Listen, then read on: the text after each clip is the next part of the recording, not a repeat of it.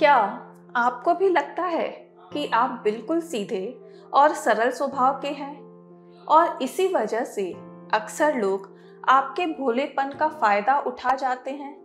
लेकिन ऐसे स्वभाव के भी बहुत फायदे हैं। आइए इस कहानी के जरिए समझें।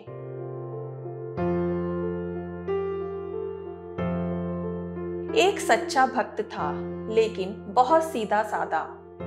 छल कपट का उसे पता नहीं था, लेकिन उसकी एक इच्छा थी कि जल्द से जल्द उसे भगवान के दर्शन हो जाएं। इसके लिए वो अक्सर कई लोगों से उपाय पूछता रहता था। एक ठग को उसकी इस हालत का पता चल गया। उसने उस भक्त आदमी के साथ छल करने का सोचा। वो साधु का वेश बनाकर उस व्यक्ति के पास आया और बोला, मैं तुम्हें आज ही भगवान के दर्शन करवा दूंगा। अपना सारा पैसा और सोना लेकर मेरे साथ जंगल में चलो।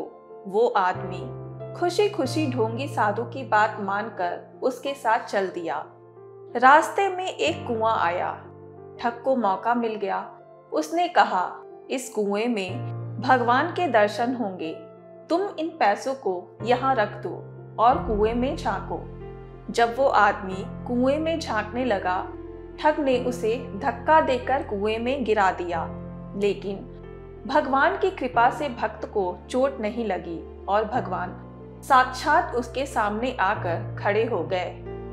दूसरी तरफ वो ठग रुपये लेकर भाग गया, लेकिन उसका कुछ जरूरी सामान वहीं छूट गया, इसलिए वो उसे लेने वापस लौट आया। इस दौरान गांव के कुछ लोगों ने उस भक्त को कुएं से बाहर निकाल दिया था। तभी ठग वहां पहुंचा।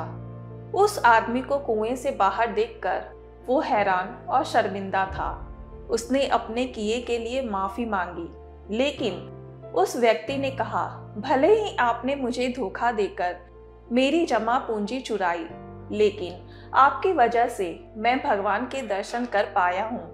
यह देखकर उस ठग को समझ में आ गया कि उस भोले भाले इंसान को ठगकर वो खुद ही ठगा गया है।